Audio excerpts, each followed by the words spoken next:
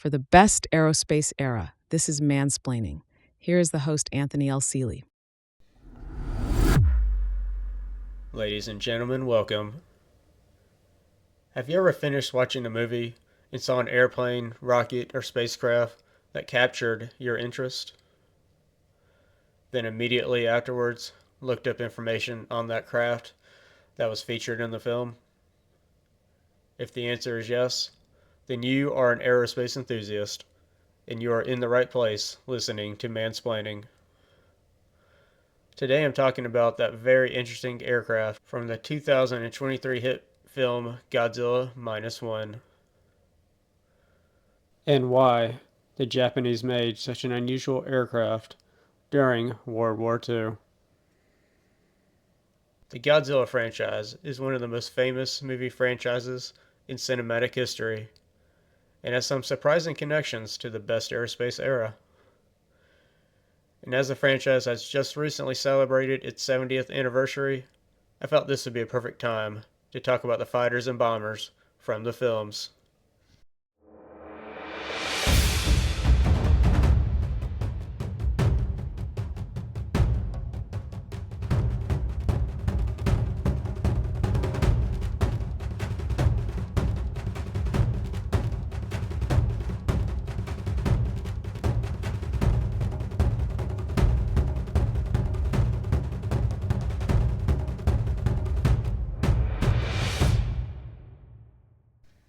According to the internet, there are 38 films starring the iconic Godzilla.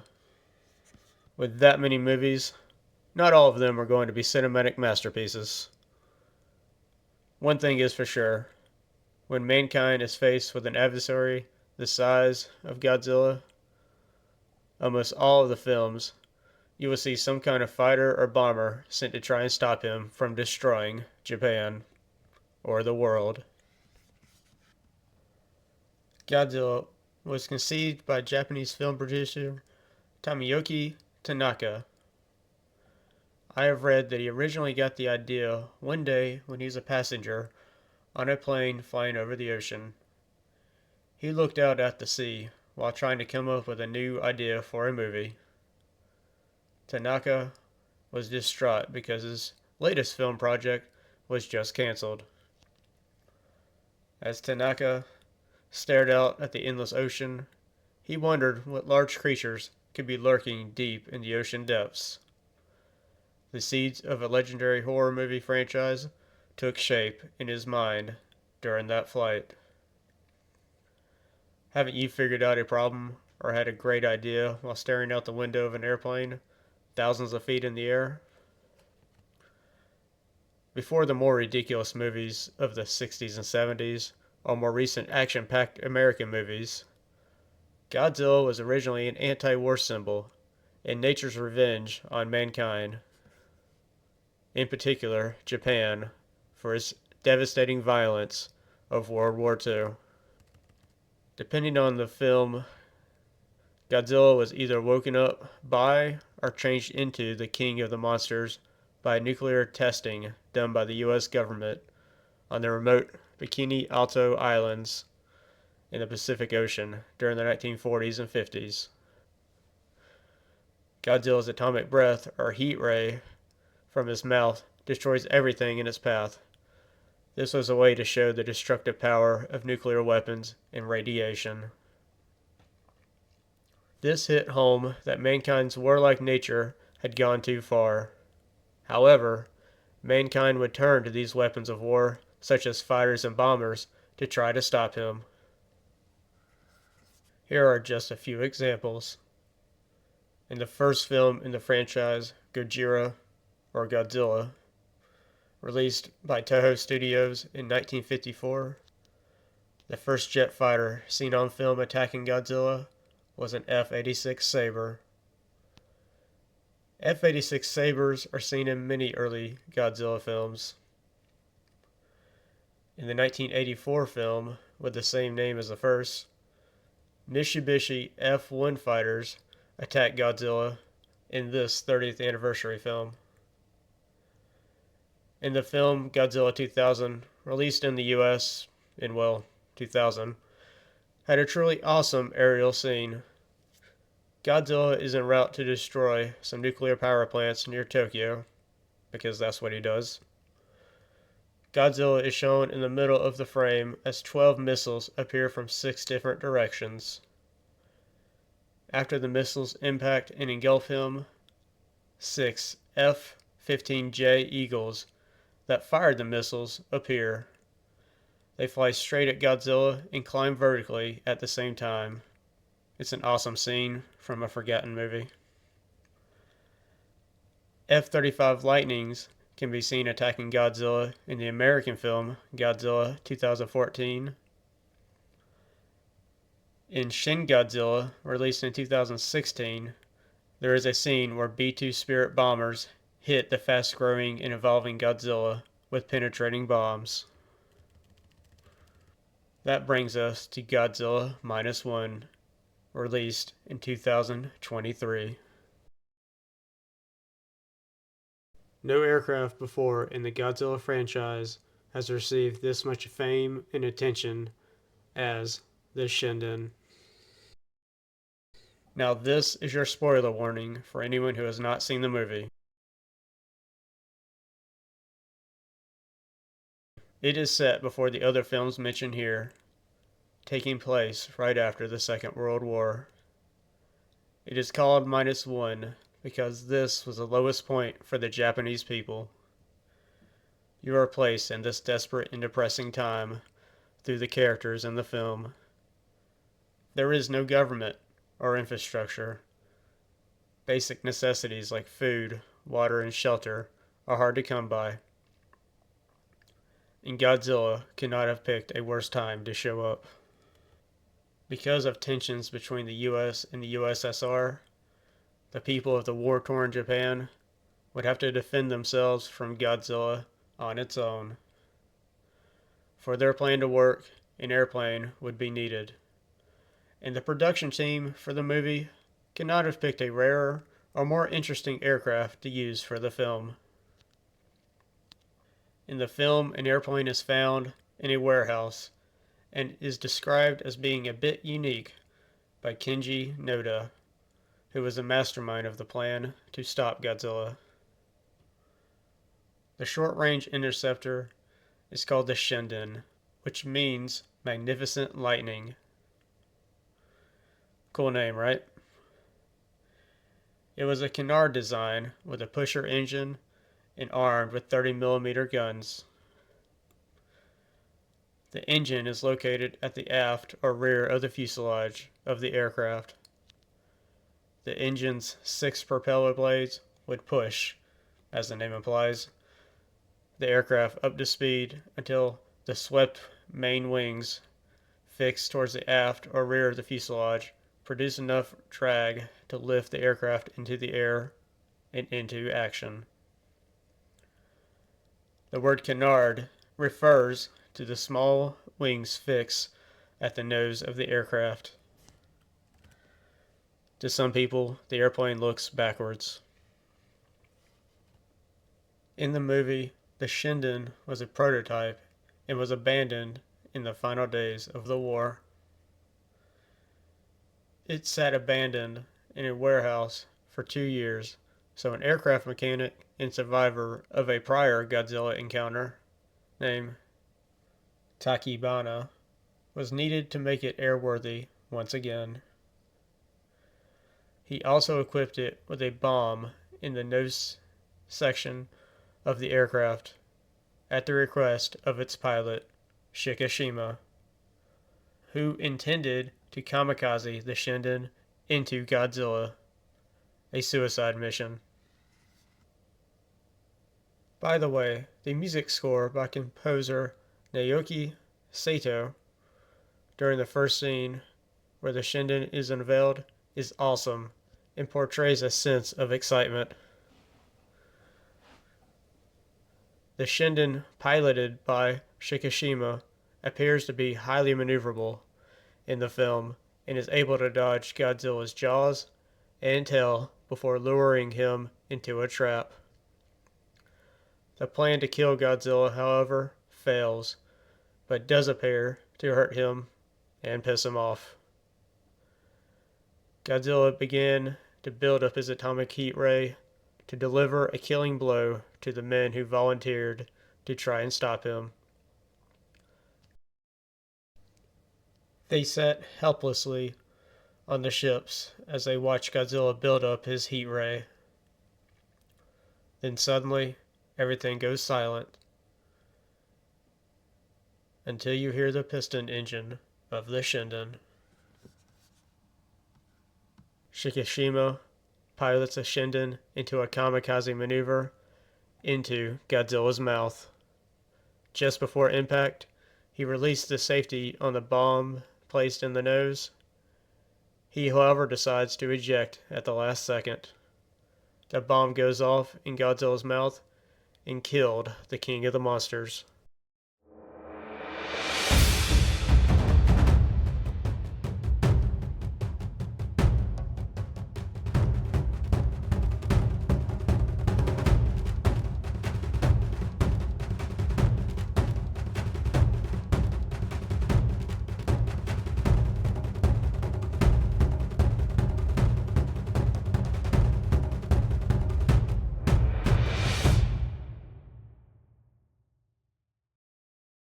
Now, before we talk about the real Kyushu J7W1 Shinden, I want to answer the question: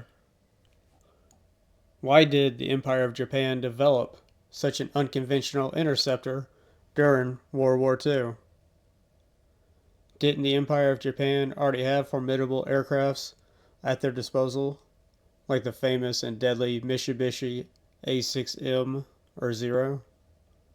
In order to answer that question, we need to go back a few years from the setting of Godzilla Minus One into America's response to the Japanese surprise attack on Pearl Harbor. Sunday, December 7th, 1941. A date that most Americans now learn to remember in school, right? The Japanese surprise attack on Pearl Harbor.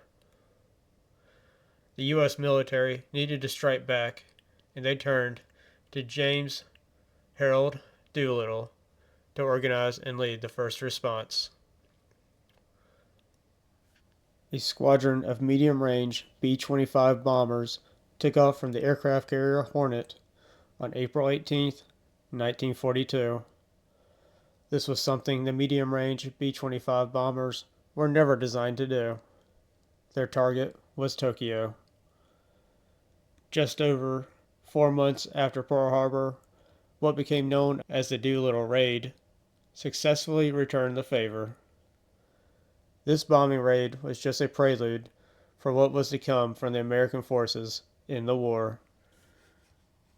The Empire of Japan seemed to be unstoppable in the decades leading up to the attack on Pearl Harbor. Japan had conquered the Korean Peninsula, parts of China, and occupied many small and large islands in the Pacific Ocean. In order to defeat the Japanese war machine, more large-scale bombing raids would be needed before a large-scale invasion of Japan could happen. The Marinara Islands, which includes Guam, needed to be claimed and ready to stage the formidable B-29 Superfortress long-range bombers. However, there is a problem. The P-51 Mustang fighters cannot escort the B-29s from the Marinara Islands to Japan and make it back. Another strategic island will be needed to stage the fighters. Iwo Jima, a small island about halfway between the Japanese mainland and the air bases in the Marinara Islands, was selected. This is where we meet Captain Jerry Yellen, a 21-year-old P-51 Mustang pilot of the 78th Fighter Squadron.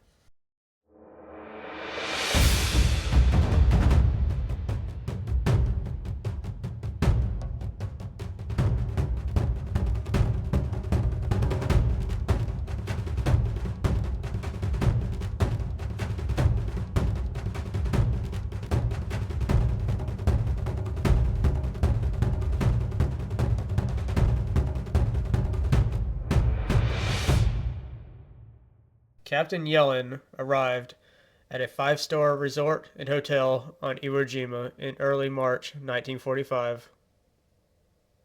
No, wait, that's not right.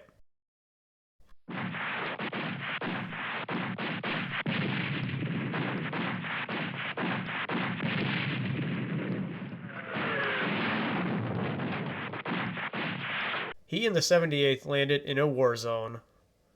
They landed on a landing strip that was built by the Japanese forces that the U.S. Marines had just recently secured. Only the southern third of the island was under U.S. control. After landing, Captain Yellen was ordered to keep his head down, dig a foxhole, and sleep. There were enemy bodies piled up beside the runway nearby. Sounds of shouting, gunfire, and explosions everywhere. It was hot, it was loud, it smelled. Death was everywhere. How could you sleep in these conditions? Could you? After a few days, the island was deemed secure, and most of the Marines moved on. Construction on two more runways began because more fighter groups were expected. This was a grave miscalculation, however. One morning around 0400, Japanese forces hiding in tunnels emerged on a suicide attack, known as Banzai, because that's what they yelled. They could not retake the island, but they could go down fighting and die for the Empire. The pilots only had their standard issue 1911 sidearm to defend themselves. As awesome of a gun as a 1911 is, you'd probably want something with more firepower and more rounds in this situation. If you have seen the HBO series The Pacific, released in 2010, then you can imagine the conditions on Iwo Jima and other Pacific islands during World War II. Early in the morning of April 7th, 1945, 300 B-29s took off from Saipan in the Marinara Islands bound for Japan. Later that morning, Captain Yellen, along with his fighter group of over 100 P-51s and a few P-61 fighters, would take off from Iwo Jima and rendezvous with the B-29s. Every aircraft played an important role in the Armada. The few P-61 fighters would provide radar and navigation for the P-51 fighter squadrons. The P-51 fighters would escort and protect the B-29 bombers during their bombing raids over targets in Tokyo. The B-29s would be the prime target for the Japanese interceptors, as well as anti-aircraft guns on the ground. This would have been an awesome sight to see all those aircrafts in formation, unless you were on the Japanese side. Captain Yellen was instructed to keep Mount Fuji and his 50 caliber gun sights of his P-51 that he nicknamed Dory R after his love interest back home. He hoped to see her again if he survived this mission. He and the Armada encountered their first enemy fighter, a Ki-44 Shaki known as Tojo, the first of many enemy aircrafts that they would face. As they crossed Sagami Bay, they approached the city. Anti-aircraft fire increased. The B-29's target was an industrial complex that included an aircraft engine factory. Captain Yellen described the scene. I saw little dots of light spring from the ground as the bombs exploded. Wave after wave of bombers dropped their cargo inside the squares of fire on the ground. We fighter pilots were in constant state of alert. Japanese fighters were all over the sky, and the aerial battles between us were fierce. He went on to say, when I had a chance to look down, I could see fire raging. All of the city, it seemed, was on fire. Captain Yellen and the 78th did everything they could to protect the B-29s, but the Japanese pilots were determined to destroy as many as they could. Captain Yellen said, "I saw one of our B-29s get hit, and the right wing fell off. The plane burst into flames. One parachute came out, then the second, and the third. Then the huge lumbering plane keeled over. Of the 12 crew members on board, only 3 had bailed out. As the Japanese Empire did not treat their POWs humanely whatsoever, one has to wonder what happened to those 3 men that bailed out." Once back at Iwo Jima, Captain Yellen and the other pilots received their post-mission briefing. The reports were positive. The 78th, remarkably, did not lose anyone from their squadron, and of the 100 B-29s they escorted, only 3 were lost. For the Japanese, 21 fighters were taken out of the sky, trying to intercept and stop the attack on Tokyo. This included the Ki-44, known as Tojo, the Ki-45, known as Dragon Slayer, the Ki-46, known as Dina, the Ki-61, known as Tony, and most likely a few of the famous A-6M, known as Zero, were in the sky as well. This is why capturing Iwo Jima and using it as an airbase was so important. And this is why we honor and remember the Marines who fought and died to capture the island.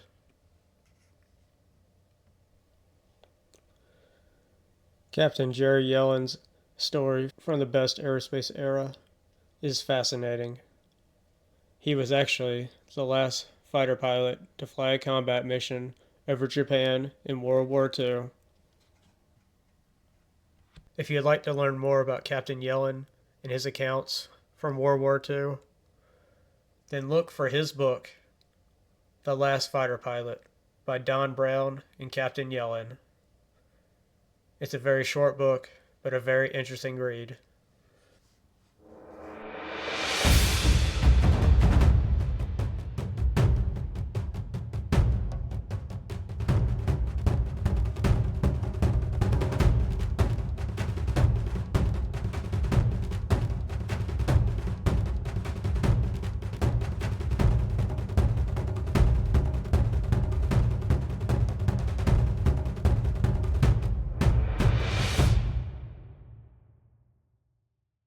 These numbers were not good for Japan.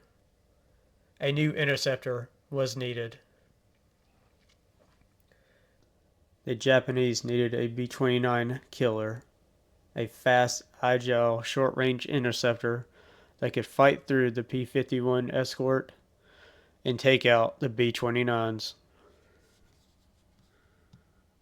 Captain Masahiro Tesoro and the Japanese Navy technical staff, along with the Kyushu aircraft firm, were tasked with designing and developing the Shinden.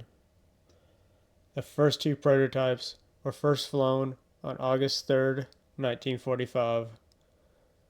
The radial air-cooled engines was planned to be replaced with a turbojet engine in the future. It was armed with 4 30mm cannons placed in the nose.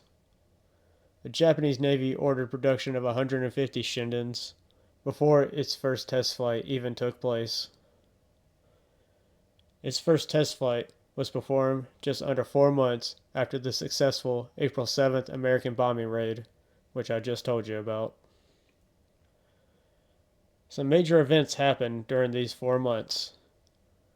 President Roosevelt died in office on April 12th, and Harry S. Truman became president.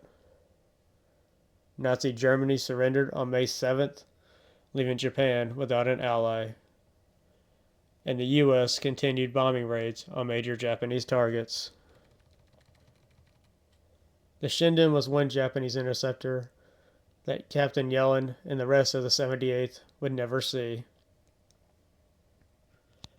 3 days after its first test flight, on August 6th, the B 29 Enola Gay dropped the first nuclear bomb on the city of Hiroshima. The second, by the B 29 Boxcar, on the city of Nagasaki on April 9th. The Japanese Empire surrendered, finally, days later, on August 15th, 1945, bringing an end to the world conflict. Some say Godzilla is a metaphor for these nuclear attacks.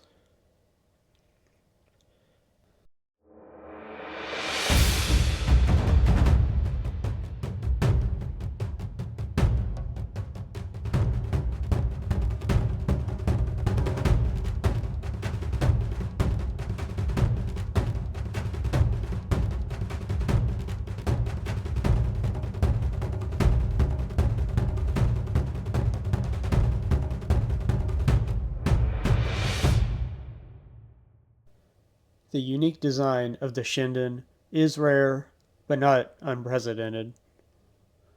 Some of the first flying machines at the dawn of flight were pusher aircraft, like the Wright Flyer and the 14 bis that first flew 40 years prior to the Shinden. Also, there are modern aircrafts like the Rutan Long EZ that are out there today. Of the two Shinden prototypes that were built and test flown, one of them was destroyed, and the other was taken apart and shipped back to the U.S. by Naval Intelligence for testing.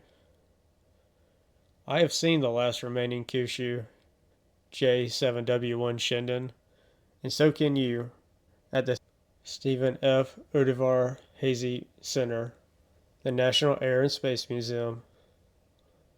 The museum is located right near IAD Dulles International Airport, although it's also about 35 minutes away from DCA Washington Reagan International Airport if you're wanting some flight options. The fuselage of the Shinden is on display and looks very unassuming without its swept wings, canards, and engine. I believe the rest of it is in storage. Ironically, the very aircraft it was designed to intercept is also on display there as well. The B-29 Enola Gay. I highly recommend that you go to visit the National Air and Space Museum, Stephen F. Udivar Hazy Center. I plan on covering more movies that are about the best aerospace era here on Mansplaining. Are there other fighters, bombers, rockets, or spacecrafts from your favorite movies that have captured your attention and want to know more about? Then follow Mansplaining for more. Hopefully, I will cover one of your favorite movies from the best aerospace era in the future. Until then, thank you so much for listening, and remember, there's always a light at the end of the runway. Follow Mansplaining for more stories from the best aerospace era. Or go to bestaerospaceera.com or find us on social media.